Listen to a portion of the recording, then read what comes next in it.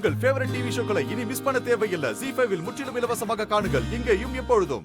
பெத்த மகளோட விருப்பத்துக்கு மாறா ஒரு முடிவெடுத்து போயும் ஒரு டிரைவருக்கு கல்யாணம் பண்ணி கொடுத்திருக்க. ரேவதிய பாருக்கா எவ்வளவு சோகமா இருக்கான்னு. ஒரு கல்யாண பொண்ணுக்கான சந்தோஷம் கொஞ்சம் கூட அவன் முகத்துல இல்ல.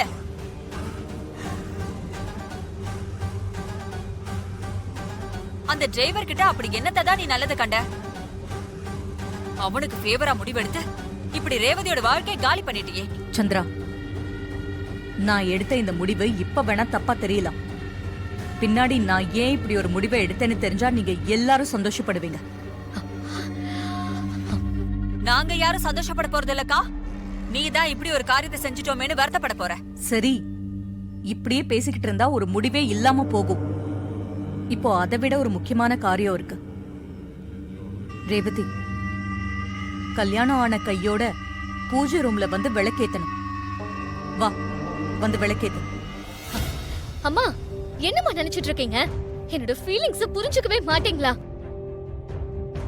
விருப்பம் இல்லாத கல்யாணத்தை பண்ணி வச்சுட்டு எல்லா சாஸ்திர சம்பிரதாயத்தையும் செய்ய சொல்றீங்க. என் வாழ்க்கையே போயிடுச்சு. சாமிக்கு விளக்கேத்தினா மட்டும் என் வாழ்க்கை வெளிச்சமாயிடுமா?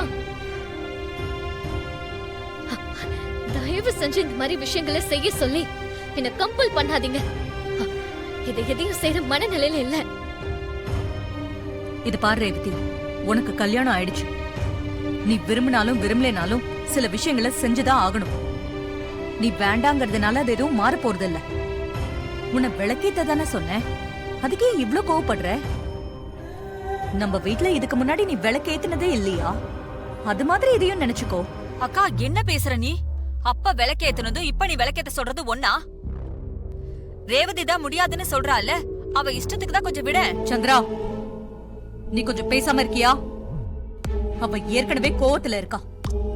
நீயும் அதுக்கு தூபம் போடுற மாதிரி பேசுற.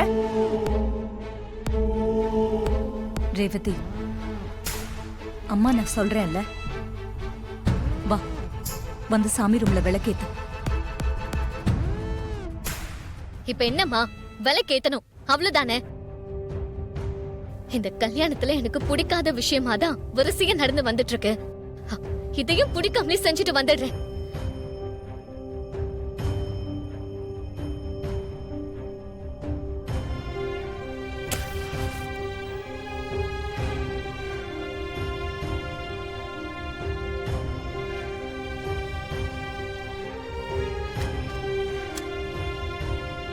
அம்மா, உங்க விருப்பப்படி நான் விளக்கு ஏத்திட்டேன். இப்ப உங்களுக்கு சந்தோஷம் தானே?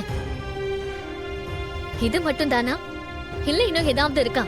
சொல்லுங்க, அதையும் செய்யறேன். இனிமே நீ எதுவும் செய்ய வேண்டாம், போய் ரெஸ்ட் எடுப்போம். ZEE5 ஆப்பை டவுன்லோட் செய்து அனைத்து எபிசோடுகளையும் இலவசமாக பாருங்க.